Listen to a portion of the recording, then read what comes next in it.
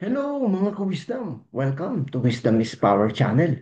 Kung bago ka pa lang sa channel na ito, huwag kalimutang mag-subscribe, i-like, mag-comment at i-share ang video ito. Click mo na rin ang notification bell to receive more wisdom videos na katulad nito. Salamat! Okay, let's discuss the part 2 of the topic factoring. So again, factoring, it's like working in reverse of multiplication. Instead of expanding, we break the expression down into simpler parts that when multiplied, give back the original expression.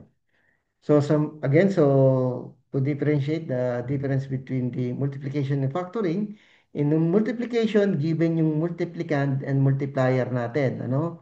So ang hinahanap natin yung product sa multiplication. Sa factoring, given yung product, hahanapin natin yung multiplicand and multiplier. So itong multiplicand and multiplier nito, ito yung tinatawag nating factors. Pwede siyang numbers, pwede siyang variables, pwede siyang algebraic expression, pwede siyang monomial, binomial, trinomial, polynomial. Okay?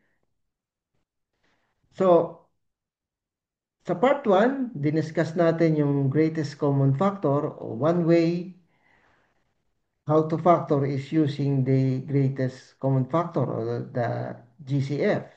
So, for examples, meron tayo dalawang examples dito. So, 4x cubed plus 12x squared. So, makukuha natin yung greatest common factor, then i-divide natin itong 4x cubed plus 12x squared ng 4x squared at lalabas yung x plus 3. So the same thing with 6x cubed plus 9x squared.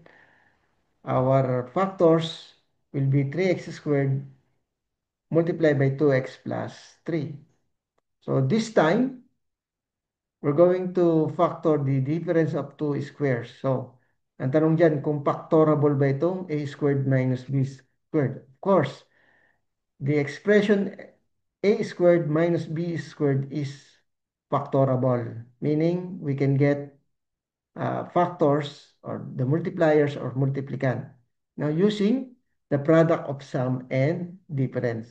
So, once na nakakita tayo ng expression na a squared minus b squared, pwede natin gamitin yung technique na product of sum and difference. So, ibig sabihin, ang factors ng a squared minus b squared is a plus b. So, this is the sum. Then, multiply natin ng a minus b because that is the product. A plus b multiply by a minus b. So, a plus b times a minus b. So, product of sum and difference. Okay? So, say for example, we have the practice problem here. Find the factors of m squared minus n squared. So, again, kailangan mo ng dalawang factors. Okay? Dalawang product. Okay? So, I mean, multiplier and multiplicand. So, yung isa daw ay sum, m plus n, at yung isa naman ay difference. So, m plus n multiply by m minus n. Practice problem number 2, r squared minus s squared. So, again, kailangan natin ng dalawang factors, the multiplicand and multiplier. Okay, so, product of sum and difference. So, ganun lagi, r plus s multiplied by r minus s. So, obviously, x squared minus y squared. So, the product will be x plus y and x minus y. I mean, the factors will be x plus y and x minus y. So, these are our factors. So, let's have another practice problem. So, find the factors of the following expression. Number 1, 9x squared minus 16. So, ang titingnan natin dito, yung first term, no? So, since kailangan natin ng sum and difference, so inilagay ko na plus and minus. So, because the first term of our factors is the sum, and the second term ng ating factors is minus. Okay? So, plus sum and difference. Okay? So, titingnan natin yung 9x squared. Yung first term lang ang titingnan natin. So, first term, 9x squared. So, para makakuha tayo ng ano ang mga factors yan, obviously, Yung square root ng 9 is 3. So, 3x, no? Sa 16, of course, hanap tayo ng numbers na pag in-square natin, 16 ang sagot. So, that is 4, no? So, 16, 4.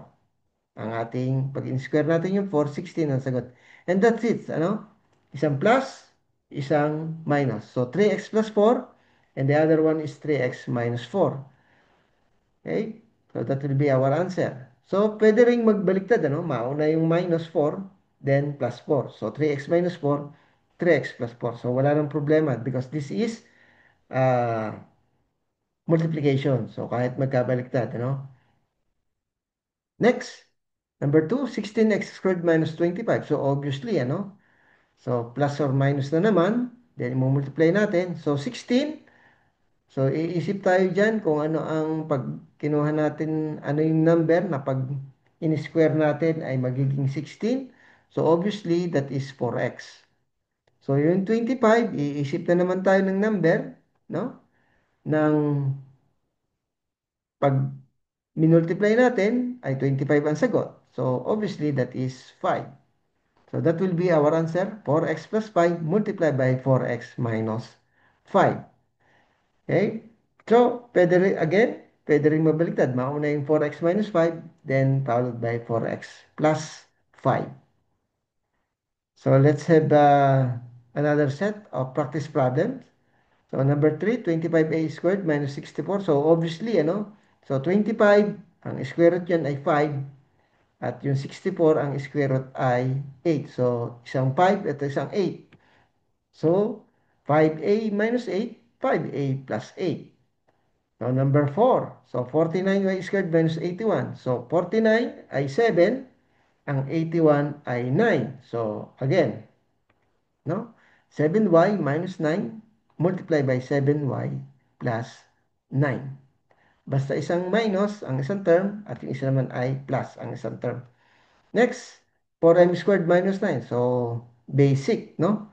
So, 2m saka 3. So, 2m plus 3 and 2m minus 3.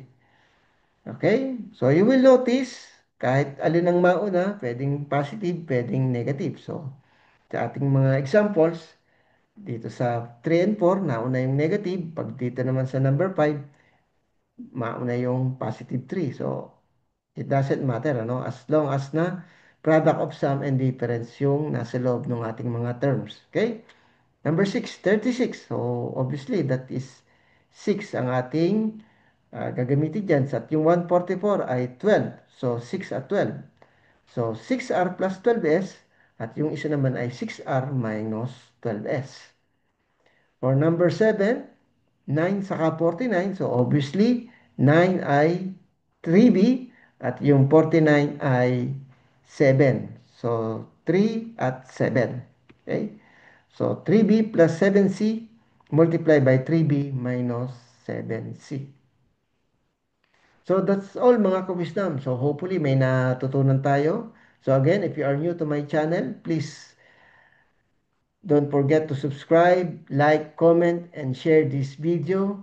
And click the notification bell to receive more wisdom videos like this. Thank you.